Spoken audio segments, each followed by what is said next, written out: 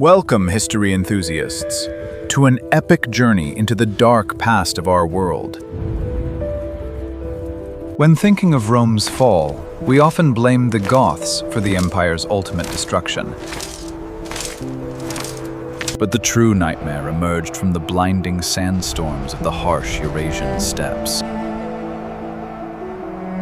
A terrifying phantom arrived, sweeping across the continent and leaving mountains of bone behind. His name was Attila the Hun, the ruthless warlord who declared himself the true Scourge of God. In the 5th century, the Roman Empire was a decaying giant, plagued by deep corruption. Legionaries who conquered the world were now exhausted and poorly equipped for real battle. Fragile borders relied on foreign mercenaries who felt no true loyalty to the ancient city. Meanwhile, a different breed of warriors gathered strength in the harsh and unforgiving plains. These nomadic horsemen appeared out of nowhere, bringing an alien way of warfare to Europe. Ancient records state the Huns lived on horseback, eating and sleeping directly in their saddles. They possessed a deadly weapon that would soon strike absolute terror into the hearts of kings. The reflex horn bow was an engineering marvel, piercing thick armor from a massive distance. By the year 434, two brothers inherited the leadership of these nomadic tribes. Their names were Bleda and Attila, but only one possessed the ruthless ambition to rule alone. Historians suggest Attila orchestrated his brother's tragic fate to seize absolute control. With undisputed power, the young warlord began uniting the scattered tribes into a war machine. He did not build magnificent temples, because his entire empire was built firmly in the saddle. Attila understood that momentum and aggressive expansion were vital to maintain rule. He turned his predatory gaze towards the wealthiest target available, the Eastern Roman Empire. The great city of Constantinople was heavily fortified by the massive Theodosian walls. But Attila did not need to breach the capital to bring the arrogant emperor to his knees. Instead, he ravaged the surrounding provinces, completely decimating dozens of prosperous cities. The Huns vanquished garrisons without mercy, enslaving civilians, leaving a trail of deep ruin. Would you surrender your home to this terrifying force? Or choose to fight a hopeless battle? Emperor Theodosius II chose submission, hoping to buy his empire's fragile survival. He agreed to pay a humiliating annual tribute of solid gold to the Hunnic king. The Treaty of Margus was signed, forcing the Romans to double their previous massive payments. But appeasing a predator makes it bolder, and Attila's greed remained completely unsatisfied. When the Romans failed to deliver gold on time, the warlord unleashed his wrath without any mercy. He launched a massive invasion across the Danube, destroying fortified military bases. Roman chronicles describe scenes where entire populations were decimated by the barbarian horde. The legions sent to stop him were repeatedly crushed in open battle by the mobile cavalry. Desperate and outmatched, Theodosius accepted even more crushing and humiliating terms. The annual tribute was tripled to an astonishing 2,000 pounds of solid gold coins. Wagons heavily loaded with imperial treasure rolled out, heading straight into the wild steppes. This massive transfer of wealth drained the Roman economy while enriching the nomadic warlords. Attila used this looted gold to secure his general's loyalty and attract more mercenaries. His pavilion was a bizarre mix of rough animal skins and stolen Byzantine luxury items. Priscus, a Roman diplomat, recorded that the terrifying king actually lived a simple life. While his commanders drank from jeweled goblets, Attila ate mere meat from a plain wooden bowl. This calculated display of rugged modesty made him appear supernatural to his followers. By the late 440s, the Eastern Empire was bankrupt and could not provide any more gold. Realizing the East was bled dry, the Scourge of God suddenly turned his predatory eyes west. The Western Empire was decaying rapidly, desperately struggling to maintain its ancient lands. Attila needed an excuse to invade, and a sudden event handed him the perfect opportunity. Honoria, sister of the Western Emperor, sent a secret letter and a ring to the Hunnic king. She begged him to rescue her from a forced marriage, which Attila interpreted as a proposal. He happily accepted the engagement and demanded half of the Western Empire as his dowry. When the emperor furiously refused this demand, war drums echoed across the steppes once again. In the spring of 451, Attila launched a terrifying invasion force straight into Gaul. His army was a terrifying coalition of Huns and various subjugated Germanic tribes. They crossed the mighty Rhine River, sweeping through the countryside like a devastating disaster. Flourishing cities like Metz and Trier were sacked, their populations vanishing into tragic ruin. The terror of the Huns preceded them, causing desperate refugees to flee in absolute panic. It seemed nothing could stop the Scourge of God from burning the Western world down to cold ashes. But Rome still had one last capable defender, a brilliant general named Flavius Aetius. Aetius knew the Huns intimately, having spent his youth as a hostage among their fierce tribes. He understood their language, their brutal tactics, and the vulnerabilities of their powerful leader. Realizing the legions alone could not win, Aetius performed a feat of desperate diplomacy. He rode directly into the camp of Rome's ancient enemies, the powerful Visigoths settled in Gaul. King Theodoric initially refused to help the very empire that had oppressed his people. But Aetius argued that if Attila conquered Rome, the Visigoths would surely be his next victims. Facing annihilation, Romans and Visigoths formed an unprecedented and fragile alliance. They marched together to intercept the warlord before he could capture the vital city of Orleans. Sensing the combined army, Attila lifted the siege and retreated to favorable ground. He needed vast open plains to unleash the devastating potential of his cavalry formations. The massive armies finally collided on the plains, an event known as the epic Battle of Chalons. In June of 451, the fate of Western civilization hung in the uncertain balance. If you stood on that muddy field facing the Scourge of God, would your courage hold or simply shatter?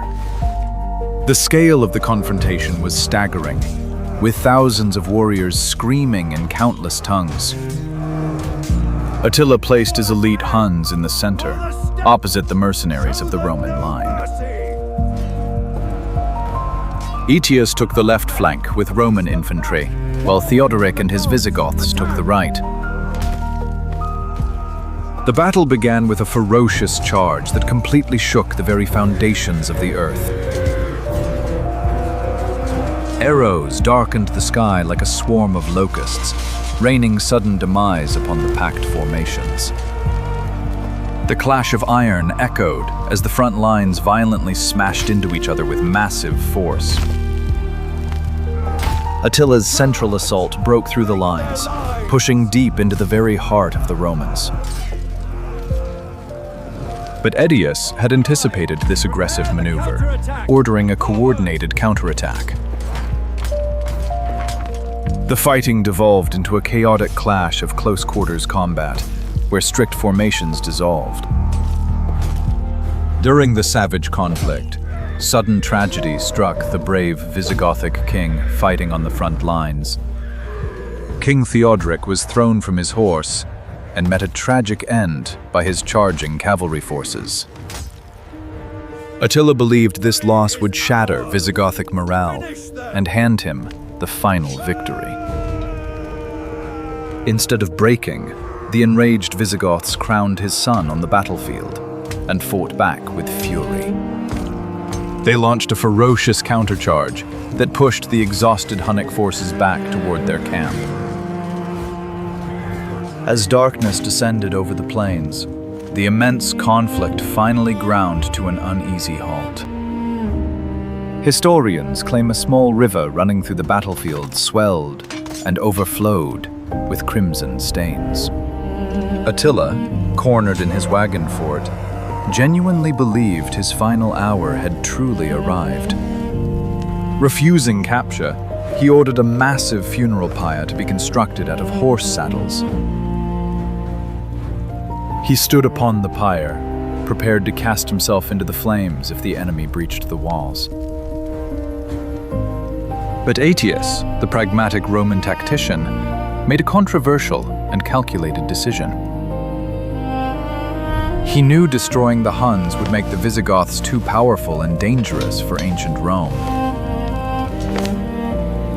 He persuaded the new Visigothic king to return home immediately and claim his royal throne. The following morning, Attila was shocked to find the enemy forces retreating into the mist. The Scourge of God survived the massive clash, but his invincible aura of terror was shattered. He retreated across the Rhine, licking his deep wounds and plotting his next major move on Rome. 1 year later, an enraged Attila returned, directly invading the heartland of northern Italy. He devastated the northern cities, wiping prosperous regions entirely from the face of the earth. Rome itself seemed doomed, as Ætius desperately lacked the forces required to stop his advance. But an unexpected intervention occurred when Pope Leo rode out to negotiate a sudden peace. While legends claim the Pope used divine miracles, historians believe plague forced the Huns to retreat. Returning to the Hungarian plains, the warlord began planning his next brutal conquest. He turned his furious gaze back toward the Eastern Empire to demand his unpaid gold tributes. But before launching another massive war, the aging king decided to take a beautiful new bride. Her name was Ildiko, a young Germanic woman whose family had surrendered to his heavy rule. In the spring of 453, a massive royal wedding feast was held in his sprawling camp. Surrounded by his loyal generals, the fierce conqueror drank heavily to celebrate his power. His dark wooden pavilion was completely filled with stolen Roman treasures and overflowing wine. Beside the drunken warlord sat young Ildiko, trembling quietly beneath her delicate silk veil. When the dark night finally fell, the exhausted conqueror retired to his private sleeping chambers. The following morning arrived, but absolute silence remained around the guarded royal tent. As noon slowly approached, his fiercely loyal guards grew increasingly worried about their master. Fearing a sudden betrayal, the soldiers finally broke through the heavy wooden chamber doors. Inside the shadowy room, they discovered a truly horrifying and unforgettable tragic scene. The greatest and most feared warrior of the ancient world lay completely lifeless upon his huge bed. Young Ildiko was found weeping uncontrollably in the corner, paralyzed by absolute fear. There was no fatal dagger wound on his body, and no enemy had ever breached the silent room. Historians firmly believe the heavily intoxicated king suffered a sudden and massive nosebleed. Lying flat on his back, the Scourge of God tragically choked on his own essence while deeply asleep. The invincible conqueror who brought Rome to its knees met a sudden and almost pathetic end. When his fierce generals realized the terrifying truth, their immense grief was absolute and wild. Following their ancient nomadic customs, the warriors cut off their hair and slashed their own faces. Ancient Roman historians noted they mourned their fallen king, not with tears, but with warrior's essence. His lifeless body was placed in a soak pavilion right in the middle of the vast grassy plain. Elite Hunnic horsemen rode in continuous circles around the tent, singing a sorrowful chant. Legends say he was buried inside 3 separate coffins made of solid gold, silver, and iron. The captured slaves who dug his final resting place faced the ultimate judgment to keep it hidden. To this very day, the magnificent tomb of the great Hunnic warlord has never been discovered. But his unexpected demise instantly brought absolute chaos to his sprawling nomadic empire. Without his iron fist to hold them together, the subjugated Germanic tribes began to rebel. His numerous, ambitious sons immediately began a tragic civil war to claim his vacant throne.